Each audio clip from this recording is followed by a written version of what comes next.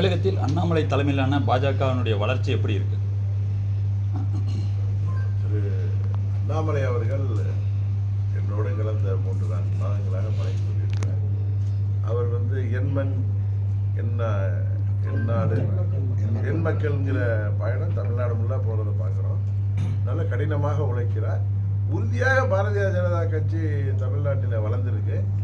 திரு மோடி அவர்களின் பிரதமர் மோடி அவர்களின் சாதனைகளாலும் அண்ணாமலை போன்ற நிர்வாகிகளின் உழைப்பாலும் அந்த கட்சி உயர்ந்திருக்கு. இந்த தேர்தலில் அது வெளிப்படும். பாராளுமன்ற தேர்தலில் நீங்கள் நிற்கிறதா பட்சத்தில் எந்த தொகையில் நிற்க போகிறீங்க? நான் நிற்கிறேங்கிறத இன்னும் முடிவு செய்யலை. இன்று இரவு தான் நான் போய் மறுபடியும் அவங்களை சந்திக்கிறதா இருக்கேன் களத்தில். ஒருவேளை அதில் நான் ரொம்ப பிளாங்காக இருக்கேன். எனக்கு எங்கள் கூட்டணியை ஜெயிக்கணும். அதுக்கு நம்ம தமிழ்நாடு ஃபுல்லாக போய் எங்கள் தொண்டர்களையும் நிர்வாகிகளையும் 39 தொகுதியிலையும் பாண்டிச்சேரியிலையும் அவங்களெல்லாம் உத்வேகப்படுத்தி அவர்களை சிறப்பாக பணியாற்றுவதற்கு அவர்களை போய் சந்திக்க வேண்டும் அப்படின்னு இருக்கேன். நான் நிற்பதை பற்றி இன்னும் உண்மையிலேயே முடிவு எடுத்த உடனே அப்புறம் ஊடகம் மூலம் தான் நான் சொல்ல போகிறேன். இதில் ஒன்றும் ஹிடன் அஜெண்டா ஒன்றும் இல்லை. உங்களுடைய பிரச்சார பயணம் என்றிலிருந்து துவங்கப்படுது? விரைவில் முடிவு செஞ்சு நாங்கள் இந்த கூட்டணியில் பாஜக கூட்டணி செல்ல வேண்டியது எங்கள் நிர்வாகிகள் தொண்டர்களுடைய விருப்பம். ஏன்னா பழனிசாமியையும் திமுகவையும் வீழ்த்துவதற்கு இது ஒரு சரியான அரசியல் யுத்தியாக எங்கள் தொண்டர்கள் விரும்புகிறார்கள்.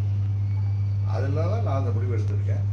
நான் பாஜகவிற்கு தாமரைக்கு ஆதரவாக இருப்பது நீங்கள் பாருங்கள். திரு அண்ணாமலை அவர்களை பார்க்கும் பொழுது நம்ம தொண்டர்கள் எவ்வளவு ஆரவாரமாக அன்பாக அவரிடம் நாங்கள் 2-3 ஃபங்க்ஷனுக்கு வந்தோம்னா அவரை ஆரவாரமாக அவர்கள் வரவேற்றது. சென்னையில் பார்க்க தெரியும். அவங்க ஐயா கே வாசன் நடத்திய இஃப்தார் நோன்பில் நான் முன்னாடியே வந்துட்டேன்.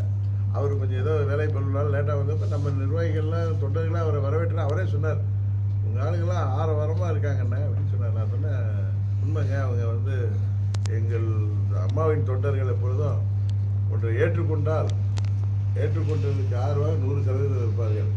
ஒன்று எதிர்த்தாலும் அதில் எந்த காம்ப்ரமைஸும் இல்லாமல் 100% எதிர்ப்பார்கள். அதான் எங்களை எல்லாம் அம்மா அவர்கள் கற்றுத்தந்த பாடம் சொன்னேன். அதை நான் மேடையிலேயே சொல்லியிருக்கேன்.